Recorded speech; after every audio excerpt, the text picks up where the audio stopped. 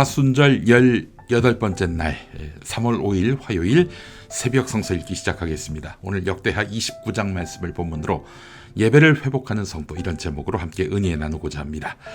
존 파이퍼 목사의 말입니다. 예배란 우리가 하나님의 가치가 내뿜는 찬란한 광채를 받아 기쁜 마음으로 하나님께 다시 반사해서 돌려드리는 한 가지 방법이다. 네, 참 좋은 말입니다.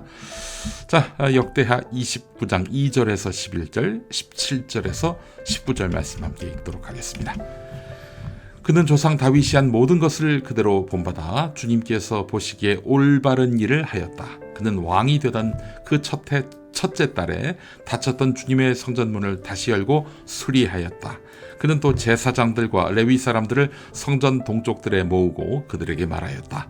레위 사람들은 나의 말을 잘 들으시오. 이제 그대들 자신을 먼저 성결하게 하고 또 그대들의 조상이 섬긴 주 하나님의 성전을 성결하게 하여 더러운 것을 성소에서 말끔히 없애도록 하시오. 우리의 조상이 죄를 지어 주 우리의 하나님 앞에서 악한 일을 하였소. 그들은 하나님을 버리고 얼굴을 돌이켜서 주님께서 거하시는 성소를 등지고 말았소.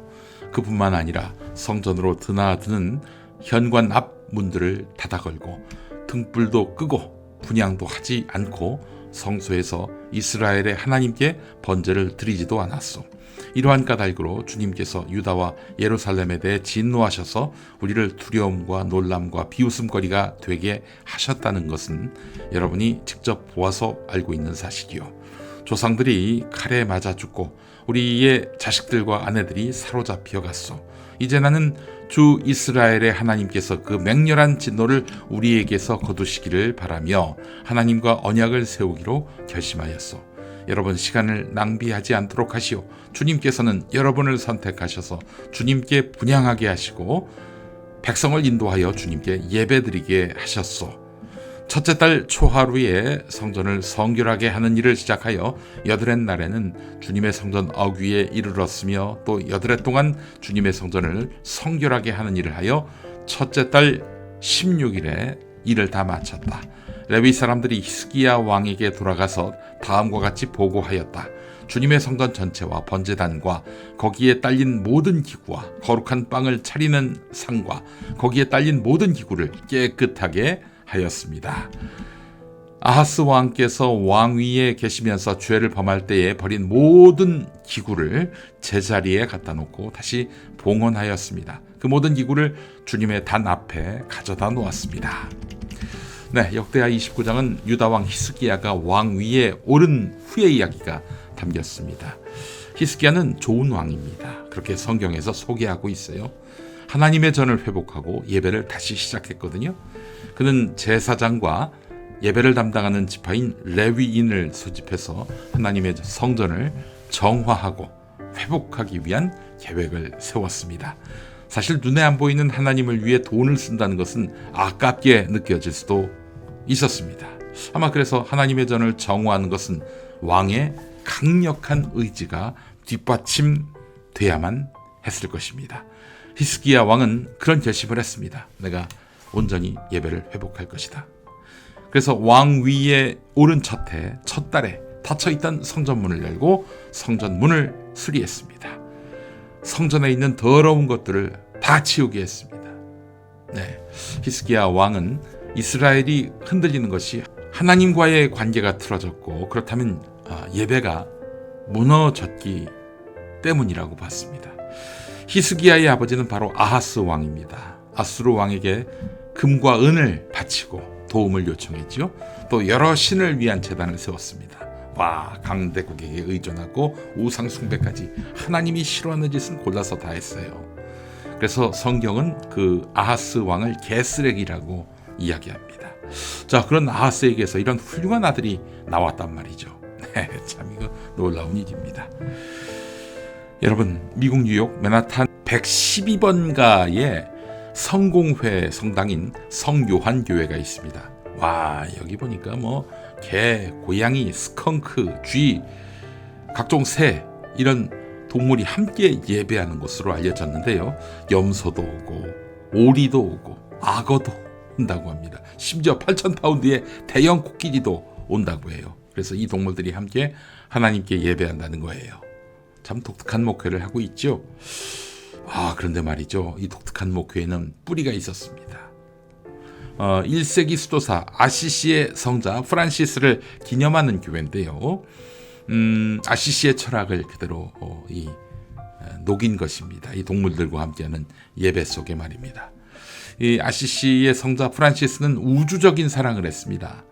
해와 달도 형제라고 했습니다. 동물들에게도 섬세한 애정과 존경을 바쳤다고 하는데요.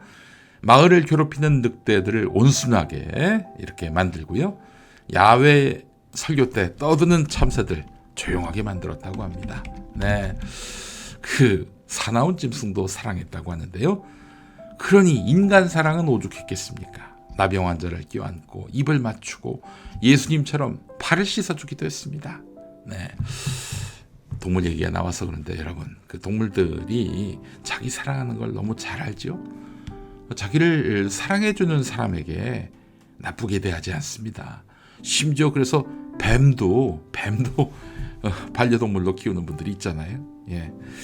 프란시스는 이런 말을 했다고 합니다. 자비와 지혜가 있는 곳에 두려움과 무지는 있을 수 없다. 참음과 애정이 있는 곳에 분노와 번뇌는 추방된다. 마음이 가난하고 기쁨을 가질 때 탐욕은 사라진다. 평화와 명상이 있는 곳에 걱정과 의심은 자연히 사라진다. 그러니까 이 동물까지 다 끌어안을 수가 있었던 거예요. 아시시의 성자 프란시스는요. 예.